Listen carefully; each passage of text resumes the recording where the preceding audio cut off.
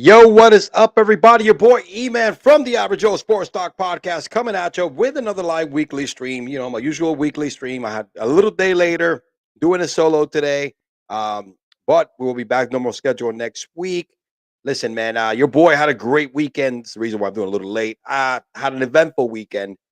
First and foremost, man, went out with a bunch of the fellas. Shout out to Rob, a friend of ours here in the neighborhood who had a sweet at the Panthers and Tampa Bay Lightning game on Saturday. He hooked the whole crew up. We had a great time. Damn, bro, on freaking Friday, date night with the wife. You know, we go out and get buck wild.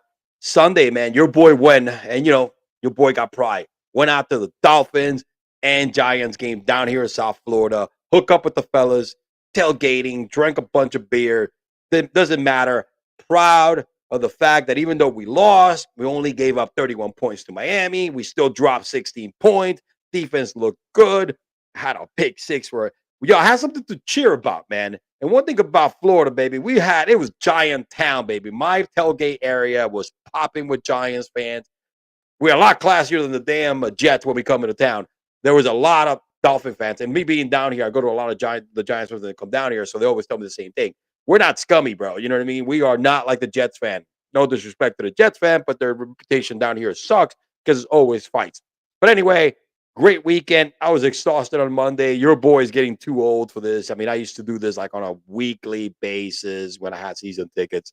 But hey, man, it was a great weekend. Anyway, coming back at you, going hard, giving you my top takeaways from this week as we are approaching week 6, right? It's Wednesday today, October 11th.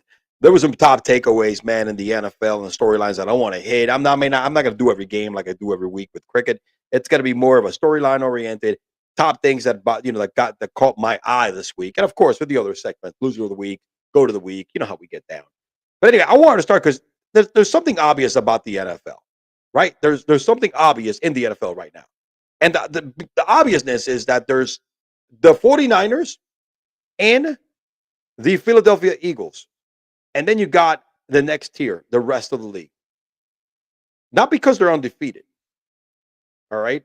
I'm going to start with the 49ers. Not just going to defeat it, but they're the two best teams who are in a freaking collision course for the NFC Championship game for the second year in a row. And hopefully this time both teams are healthy, and you're going to get the best out of both teams with their best players. Unlike we got robbed last year when Purdy got hurt in the first quarter. But honestly, dude, it's wild. I mean, the Niners are something, you know how I like to call them. I like to call them pick your poison. That's what I like to call the Niners. But they are something different, man. They are something special right now. This team is no joke. Look at this. I mean, first of all, I'm not even going to spend time on this Dallas game because it was a freaking joke. The Dallas Cowboys are a joke in my book. I've never seen another, not because I'm a Giants fan, but I've never seen a team that every year after year, they're loaded with talent and don't accomplish shit. This is such a poor showing, 42-10. Brock Purdy at this point is the quarterback for the Niners. I don't think he needs to prove anything else. 9 straight victories, 10 straight victories in the regular season, threw for 4 touchdowns this week. He's commanding this offense like a freaking general. People respect him in that locker room, something that not even Jimmy had. He's playing 10 times better than Jimmy, all right? And I know he has a lot of talent, but what this kid does, it's pretty special right now, what he's doing right now. I don't think he's going to be like a Patrick Mahomes, has the talent of a Justin Herbert, Joey Burrow, because he's small. He doesn't have a great, strong arm. But what he's doing right now with the tools that he's got around him, it's pretty special. If you think about eliteness in that squad with Brock Purdy, the only thing elite in that team is, apart from that defense, of course, and the special players in that defense with Nick Bosa. But any of his wide receivers are not better than the top wide receivers. They're good wide receivers. Debo is a great after the catch individual who does multiple things good, but he's no CeeDee Lamb. He's no Jamar Chase. All right. He's no DK Metcalf. And the list goes on of all the top guys. Brandon Ayuk, he's nothing special. Hell of a football player. But not a special caliber kind of talent. Kittle, special tight end at 1 point.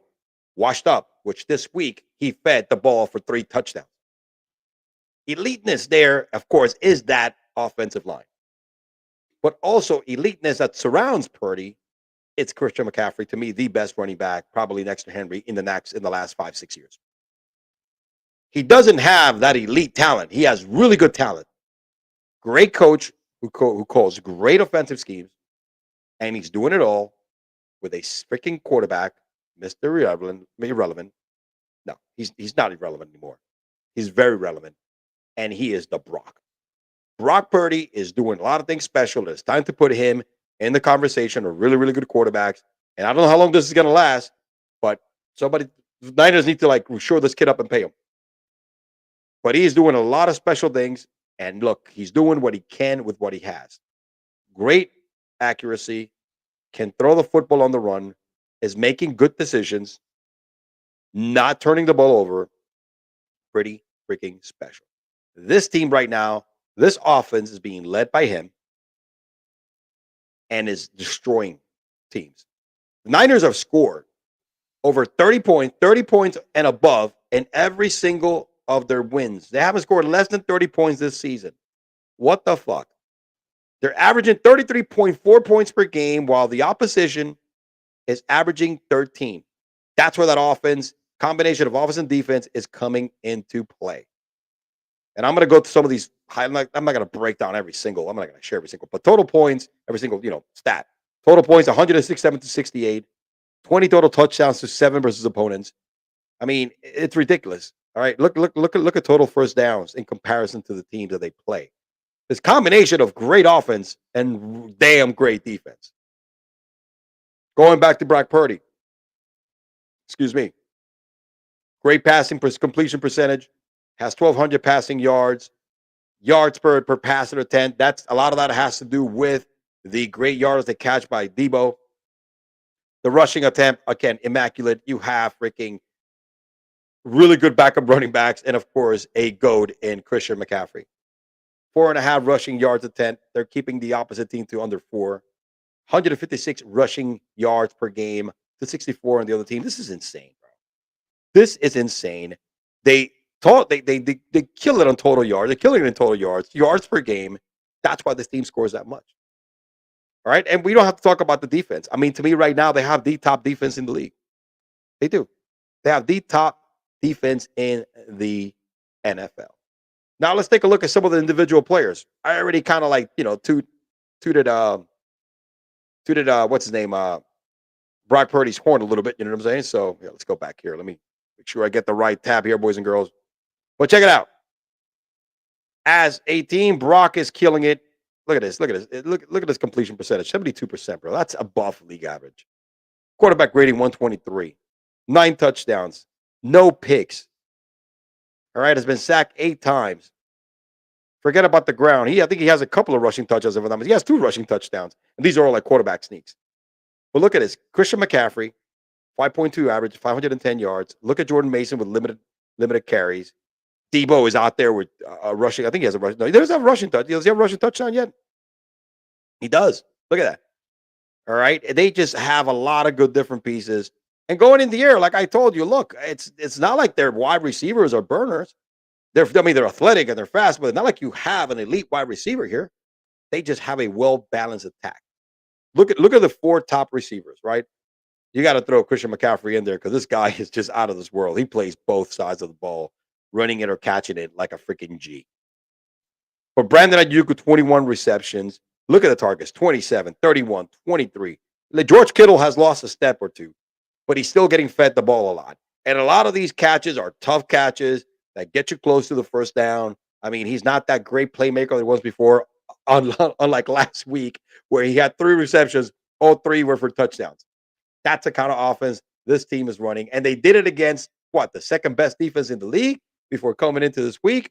That shows you everything. They slapped around one of the, I think, top 3 defense. I think top 3 defense is Niners, Browns, uh, and you got to throw the Dallas Cowboys in there, right? Top 3 defense in the league. They slapped the Dallas defense like the bitches they are, like they thought they could. And love the back and forth between Debo Samuel and Micah Parsons. Micah Parsons, shut your mouth, dude. Don't talk against the guys or freaking slapping the league down. All right. And my man, the Brock, is laying the smackdown on a weekly freaking basis. All right. We know what they have on freaking defense, bro. Fred Warner is killing it. All right. We got Nick Bosa. It just, and their secondary stepped up so big because the secondary was being felt disrespected a little bit over here. And they came down and picked Prescott, 3 freaking times. A lot of that was Dak's fault because when you throw it directly at the other team's player, right, and not your wide receiver, usually a turnover occurs. But yes, not to keep beating a dead horse, dude. The 49ers are the team to beat right now. They are first in my book. A lot of talent, but let's get real. He is the man. Let me out. Go into the comments real quick. Oh, Big Cock Brock. Bill Belichick is with me. Chowder stained hoodie and praising him, wishing he didn't. That's pretty funny, man. Praising him. He wishing he didn't have a cock knocker Mac. Yeah, that's true, man. I mean, what a big difference. But unfortunately, if you put Brock Purdy in that offense, Jim, I don't think Brock Purdy can save that offense either. The New England Patriots offense is definitely what you just said, clam effing chowder, because they suck, they're soft, and they're go down easy after you fucking eat it. All right. That's good. Thanks a lot. Shout out to Jim Planner, my boy from Cigars, from Fan of the Van, who we do cigars and sports. All right, which we're due for an edition pretty soon. Stay tuned. But staying in the subject, because I just spoke about a little bit about I spoke about the 49ers. The 49ers this week have my go to the week. That go to the week is that 49er, Brock Purdy. All right. And the 49er defense, because they're both goats this week. Greatest of all time. Greatest of all time. Don't cross that line. Go. I mean, the man threw for 4 touchdowns. Great. Another great efficient game. He doesn't sling it out there like 40, 50 times. Efficient game. Devoured the probably second best defense or third best defense in the league. Made it his bitch. And on the other hand, the 49ers D definitely made Dak. No, not Dak. That's not his name. Whack Prescott, their little bitch. All right. At what point are these Dallas fans going to realize Dak is whack and he ain't it? Dak Prescott cannot carry Tony Romo's jockstrap. I said it. And I hate both guys. But shout out to Brock, the Brock, Big Cock, in Jim's words, Purdy, for the go to the week and that 49er defense. And moving on to the next team, obviously, that I think it's is the second best team in the league, in my book, is the Philadelphia Eagles. And it pains me as a Giants fan to say this, but we suck. Giants suck. All right, it is what it is. Dallas is sucking now too.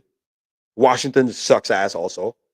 This team is going to run through this division like it's done in the last couple of years without a problem. But they're also 5-0. And what's really scary about this team is that they haven't hit their stride yet. That's what's scary about the Philadelphia Eagles. Not a single game has been a wow, unlike the 49ers, who've owned almost every team. I mean, the toughest matchup for the Niners was the Rams, week 1. That tells you a lot about the Rams. But, there's some shaky games by the Eagles, but they pulled off a win. Okay? And they play some good teams, and they play some real teams that they should have just slapped around like the Commanders. But again, led by Jalen Hurts, who is coming up again, 6 touchdowns passing wise, has 4 picks, not as good as he started last year. Of course, the tush push master, Jalen has a bunch of rushing touchdowns here. All right, so hold on, let me go back here. Yeah, Jalen has freaking 4 rushing touchdowns. So it is what it is. It's what he does, man. Goal line effect, man. They're 39 yards. But their defense is playing really, really well. Overall, they're not as good defensively as the Niners or even the Pittsburgh Steelers for that matter, or the whatchamacallit, or the Browns or the Dallas Cowgirls. But however, they pull off the wins. DeAndre Swift has stayed healthy. I mean, look at this, 434 yards. Jalen has rushed for 206. Kenneth Gainwell, look, 128. Their rushing attack after getting rid of Miles Sanders is still very elite. And this is going to be a problem in the playoffs.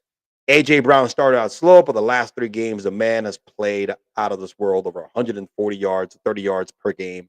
Devontae Smith started out hot and slowed down the last couple of games. Goddard hasn't taken off yet. This is what I mean. This team offensively hasn't peaked yet. Now I'm not saying peaked. They haven't even played well yet, 100%. In regards, let's go look at the statistics here. Averaging 28 points per game. Come on, man. That's pretty good, but they're giving up 20. Overall, we know what they do, man. Their identity is to run the ball first, pass second. Secondary is still elite. All right. Their defense is still hard to contend because, they could also rush the front. But at the end of the day, you got to give them their props, man. Again, they are on a collision course to face the 49ers again for the second consecutive year in that NFC championship matchup. And, hey, they're talented, man. Their offensive line is great. This team, if you compare them to the 49ers, on paper, they have the talent. Okay, they have the talent. Remember I was comparing Brandon Ayuk and Deebo Samuels? A.J. Brown is better than Brandon Ayuk. A.J. Brown is better than Deebo Samuel. They got that stud. Let's not get it twisted. Now, Brendan McCaffrey's better than DeAndre Swift and Kenneth Gainwell combined. Defense, they got a lot of guys on defense that are as good as Nick Bosa and the other guys I mentioned, and Fred Warner. That's pretty even. Offensive line, beast. I think offensive line, they both are very, very, very tight. They're both pretty close and similar. Okay? But yeah, they are the 2 best freaking teams right now in the league. And I think there's a little bit of a separation right now through 5 weeks with the rest of the league, the Niners and the Philadelphia Eagles. I'm just not trying to bash anything like that, but it is what it is. They are something to be worried about. And I think there's some other teams are pretenders. They're going to get to the playoffs, but if healthy, nobody's going to touch these 2 teams. And it's a shame that they got to play each other in the championship game and not in the Super Bowl. I said it, bro. Niners and the Eagles are the cream of the crop in the NFL right now through week 5, and then you have the rest of the league. Oh, hell no! 2 hours later. No! God, please, no! No! No! All right. Let's move on to the next topic. But before I move on, let me play you a ad from my sponsors, BetUS, where the game begins.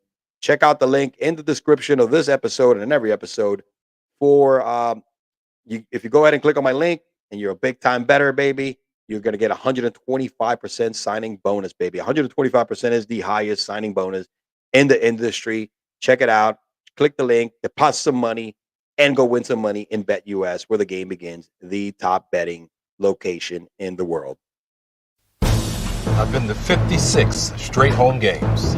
I've tailgated 61 times. I've been to 31 practices. I've collected 17 autographs. I've had 27 beer spilled on me. Make that 28. I've got 1 sports book. I've got 1 sports book. I've got 1 sports book. BetUS.com. Sign up at BetUS and get a massive 125% bonus. Yep. So tough couple of weeks, tough season so far. For the GOAT, the coaching GOAT, Bill Belichick. It has been a tough couple of weeks for Bill Belichick. Tough year. It actually has been a very tough going after Tom Brady left the Patriots. And I think it is time to maybe say that who is Bill Belichick without Tom Brady? And is it time for Robert Kraft to say, thank you for your services, sir? We appreciate you. Maybe it's time to retire. It is what it is. Since Bill Belichick has been in the league, the respect, he's a well-respected, to me, the greatest coach, one of the greatest coaches of all time.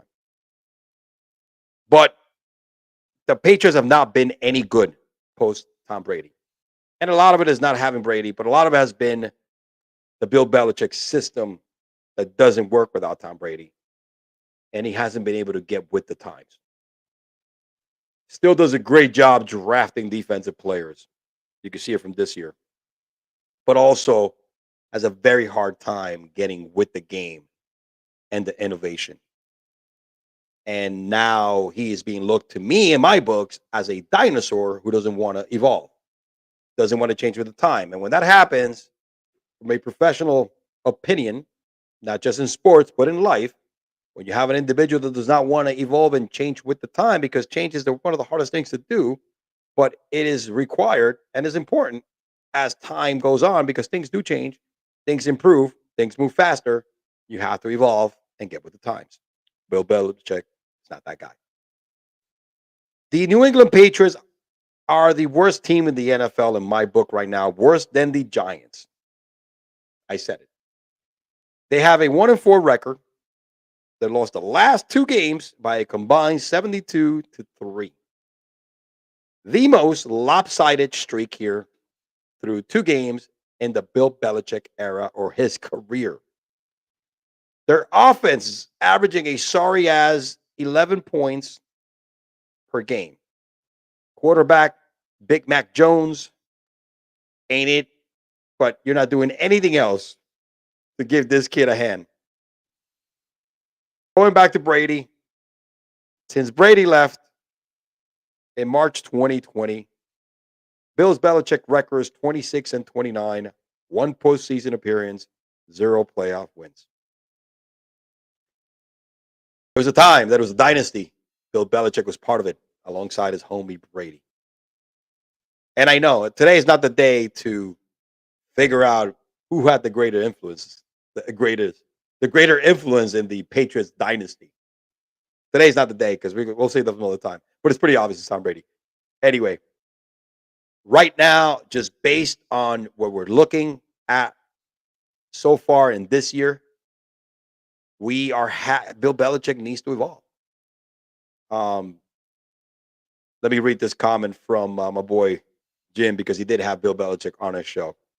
Bill told me on my episode after we're done, he knows Tom made him the genius. There we go. See? At least Bill's recognized, baby. He recognized real G's when he sees one. But honestly, no, all jokes aside, I think it may be time, maybe after this year, to just probably Robert Kraft say, hey, I need to go the younger route. Bill does not want to evolve, and it's very obvious. I mean, look at what happened with Jacoby Myers. He signed Juju Smith over Jacoby Myers for the same amount of money, and Jacoby Myers is lighting it up with Jimmy Garoppolo, who's not a great fucking quarterback. He's lighting it up in Vegas right now, while Juju is damaged goods, getting paid the same amount of freaking money contracts. So these decisions that Tom is making via the draft, forget about the defenses, but offensive-wise, doesn't want to change with the game, doesn't want to evolve. You need, this game, I get it, man. Defense win championship, but in this day, look at the 49ers, bro. They do both things very, very well. Look at the Phillies, man. They do both things very, very well. There's other teams that do the same thing, except for Dallas, who has a great defense and a shitty offense. Everybody else is doing it very, very well. Or the Browns, of course. He doesn't want to evolve.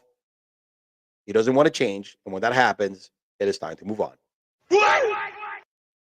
From an owner standpoint, if I'm Robert Kraft, I am forcing Belichick to retire, leave with your head high. I hate to use the word forcing, but this is what I'm telling Bill right now. That was Kraft. Fresh off of a great massage in Jupiter, Florida, at a local rub and tug. I will tell Bill, thank you for your service. Here's your retirement plan. You have enough money. You don't need to keep working. Retire, my friend, or I'm going to have to retire you. You got to make that decision as an owner. And look, it's not like you haven't rewarded Bill Belichick for all the work that he's done. He's gotten paid very well, all right, for a coach. So Robert Kraft just needs to put on his big boy pants and end the Bill Belichick era once and for good. Not trying to sound harsh, but again, the worst thing that could happen in this world is for an individual who does not want to change with the time. Everybody has to change with evolution, with technology, and in sports, there are eras. Bill Belichick is from a different era that is now successful in this era of the NFL. Look around at successful teams are all the young bucks doing all the crazy shit, all the analytics, all the runs, all the different type of plays, using two types of running backs, right? The quarterbacks hold multiple plays, being mobile with their feet. Again, it's different. All right. It's the Sean McVay era who started all this crap. All right. And there's a whole bunch of little Sean McVays out there. All right. You know what I'm saying? So McDaniel, Kyle Shanahan. I mean, look, everybody evolves with the time. The NFL has changed offensively, and Bill Belichick hasn't changed with it. Have you seen it? That's the reason why Tom Brady left, goes to a team, has a whole bunch of weapons, wins the Super Bowl his first year with the Bucs. There's no more proof. I think Bill Belichick has been given enough time to prove that he can still coach in this league, which I'm not saying he cannot coach. He just cannot coach in this era right now if he doesn't change. And he was given enough time. I think Robert Kraft has been very respectful and paid his due to say, hey, I give you, 3 years? 3 years right now. I'm going to do what you need to do without Tom. But number one, you haven't drafted anything in offense. And you haven't changed your way of doing things. I mean, as a GM, he sucks. Let's keep it gangster. Let's keep it real. As a GM, my guy freaking sucks. So it's time to end the Bill Belichick era. Robert Kraft, don't be a pussy. Be an owner and end the Bill Belichick era. Godspeed to Bill Belichick, one of the greatest coaches of all time.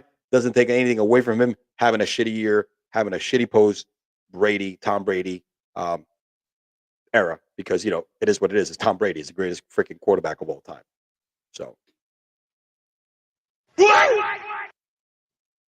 And talking about having a pretty good quarterback, not of all time, but it is time to end their season as well, or their season has ended. Is that team out there who everybody thought it was going to be more of the same, who won 12 games last year, but this year so far has started 1-4. And their best player has gone into IR. And when that happens, 1-5, 1-4, it's not good. Talking about the Minnesota Vikings. Minnesota Vikings right now, guys, in my book, it is time to stick a fork in them. They are done. I'm not saying they're not going to be competitive, but they're not going anywhere. Yes, it's early. Whatever, come at me. I know it's early. But it is what it is, man. They've sucked since the beginning of the year. Their opponents are scoring them, and they have a pretty good darn offense. Their defense is horrible. Their running game has gone downhill since Dalvin Cook left, which I don't think Dalvin Cook was going to be a different this year because you've seen him in New York, not a shade of himself. You still have a lot of value in that team. Love what Jordan Addison is doing. He's like the third option there, but he's having a great year so far. Jordan Addison, the rookie that they drafted. Love what I'm seeing there. 249 yards. I think he has 3 touchdowns, the same amount of touchdowns as Jefferson. But Jefferson, of course, is the truth. 171 receiving yards. TJ Hawkinson, who they gave a lot of money to, 2 touchdowns. I mean, personnel-wise, this team is freaking loaded on offense. Look at KJ with 2 touchdowns. They're loaded on offense. I mean, look at Kirk Cousins. He's doing what he does every year. I mean, he's like one of the top leaders in passing yards. 13 touchdowns, 4 interceptions. He's doing what he does. 67% completion percentage. Yo, I mean, hey, Madison's not having a bad year. 4.3 yards per carry. All right, he's not having a bad year. He's just not that workhorse three down back that people think that he was going to be. But having Justin Jefferson in injury reserve just kind of puts a nail in the coffin on an early stage here, because they could easily, let's say they go 2-2. We don't know how long. So far, it's only 4 games that they're expecting Jefferson to lose. Even if they go 2-2, they'll be 3-6. And I highly doubt it. They might win 1 out of 4. I'm not even looking at the damn schedule. But they're just not a good team. Their defense is horrible. They can't stop anybody on 4th or 3rd down. All right. Offensively, yeah, they could put some points up, but they could also go blank. They could go stale for a while. Talking about schedule, what do we look at the schedule that they have remaining? Chicago. This game could be winnable. But Chicago has been scoring a lot lately, so they could lose. They're going to lose to the 49ers. I think they could lose to Green Bay. They could beat Atlanta. They're going to lose to the Saints. And then they play Chicago again and Denver. But favorable. But without Justin Jefferson and the way they've been losing to a lot. Look at the team. They lost to Philly, I understand. It should have beat Tampa Bay. Chargers, they had the lead. Kansas City, I know their schedule becomes a little more favorable, but I think this team is shot. I love Kirk Cousins as a person and as a pretty good darn regular season QB, but he ain't it. Now, Kirk Cousins holds a lot of value. As the GM or the owner of the Vikings, would you just say, you know what? I'm 1-4. Let me just sit Justin Jefferson for the rest of the year. Let my backup play. And can I get a first-round pick for Kirk Cousins right now from the Jets? Jets don't have it. But can I get a first-round pick from another team that needs a quarterback? Or 2 second-round picks or something like that? Because Kirk can still play. He still has a good 3 or 4 years left of high-octane offensive production left in him. However, I think this year is shot for the Vikings. So it's not crazy to say that maybe looking to getting some value from Kirk and get into the Caleb Williams sweepstakes. Oh, balls. Not a horrible idea. Not out of this world or universe. But in my book, I think it is time to stick a fork in them.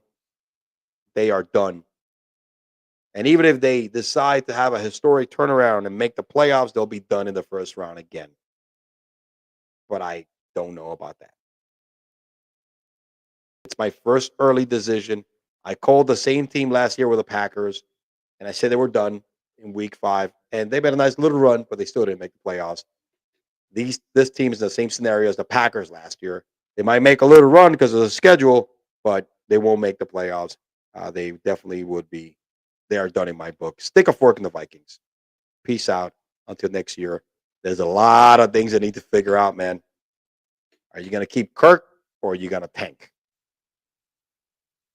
I tank in my book because you got the offensive weapons that Caleb Williams can be a complete baller. So my take, hey, man, I trade Kirk Cousins and tank the rest of the season, man. And keep Justin Jefferson until he's healthy enough. Keep him the hell out. Bring on the backup who have no idea who he is. All right, and trying to round up here this podcast today, today's stream. Let's go ahead and all we got left is the loser of the week. And, of course, my power rankings. So, without further ado, the loser of the week and let me cue the music. Greatest of all time. My bad. My bad. That was the wrong. I cue the wrong music. For the loser of the week. This week, let me cue the music. Le who, the her.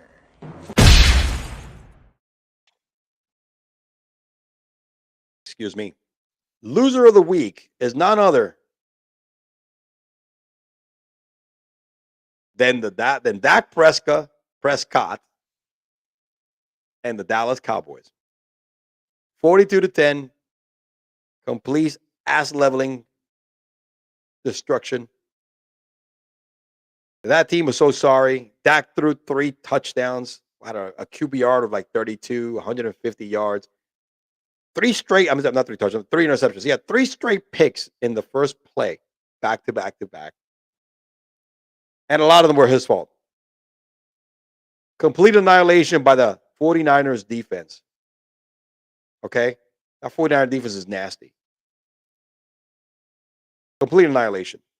The offense, 421 to 157 yards. Rushing, it was like, I mean, that was the total yards. I'm sorry. Rushing over 200 yards to like 140. It was not even close. It's not even close. Dak is struggling. Like I told you earlier, Dak is not. It's not Tony Romo. Dak reached his ceiling a long time ago. That was 2 years ago. After being hurt, he doesn't have the same ability. Granted, McCarthy has a lot to do with this bullshit complete spiraling that's happening right now in Dallas. Because he's got to get fired before the season is over. Let's not get it twisted. That was a plan from the beginning. That's why he's calling the damn plays. CeeDee Lamb is pissed off because he's not, like anything else. These quarterbacks, I mean, these wide receivers, when we're not getting the ball, a player of CeeDee Lamb's stature, they're gonna complain. Look, wide receivers are prima donnas. They're high man's prima donnas. Okay, let's keep it gangster. Let's keep it gangster, bro. And CeeDee Lamb is no different, but he's a competitor, and he has a right to bitch when you got a quarterback throwing 3 straight balls to the opposition. Like, he's throwing a better pass to the secondary of the 49ers than he is to his own wide receivers. Watch the game. I'm not lying. Yep. Loser of the week, Dak Prescott and those cow bitches. Loser. Le who, the her. Let's move on. Let's finish up here and move on to the Power Rankings of the week, baby. Let's go. So every week I like to give you my Power Rankings, only the top 10s, because listen, I don't have a lot of time in my life to give you all freaking teams. But the top 10 is more than juicy, right? And this week I got the Dallas Cowbitches dropping completely off the face of the earth. They're out of the top 10. At one point I had them at the number 1 team in the league. Yes, I was smoking crack, but that was completely on purpose, all right, because I knew that I was going to jinx them. They lost to Arizona the next week. But again, the 49ers and the Eagles, last remaining undefeated teams, they are the team to beat and the rest of the league. The Chiefs pack up at number 3 just because they're the Chiefs and they're the defending champs. But that offense looks really, really crazy whacked out. Now with Travis Kelce hurt, they have a problem. But Rashid Rice is nice. Put the Dolphins number 4 after beating my Giants. Again, they still have the best offense in the league. Lions had a tough game. They had some people out on Amon St. Brown, but they shellacked a team that were supposed to in the Panthers. So, and Jared Goff is having an amazing season. Got the Bills at number 6, even though they lost. They dropped down. I think I had them at number 3 last week. Bucks remain more or less where they were. Ravens dropped a little bit because they lost another ugly game against the Pittsburgh Steelers, where they probably should have won. The Steelers are winning these games, man, with their defense, and you can't be mad at them. The Seahawks at number 10, I would leave them right there. I was thinking of maybe putting the Jags back in there, but I don't think the Jags have played consistently well enough to break into the top 10 this week. We shall see next week. Yep, that's pretty much what I got this week. I appreciate everybody who showed up, tuned in. Shout out to my boy Jim from Fan of the Van for always being so active in the live streams and the commenting. Appreciate everybody else that watched. Appreciate everybody that's been listening. You know, I put the same episode on audio week after week. And that's pretty much what I got you, man. Check out BetUS. Link is in the description. Get 125% signing bonus, the highest signing bonus in the industry. Please make sure to subscribe, like this video, turn on your notifications so you don't miss any of the madness week after week. That's what your boy does, man. He brings the madness week after week. We're gotta talk to Jim because we're due for another Cigars and Sports out pretty soon here. So anyway, your boy E-Man from the Average Joe Sports Talk Podcast signing out. Peace.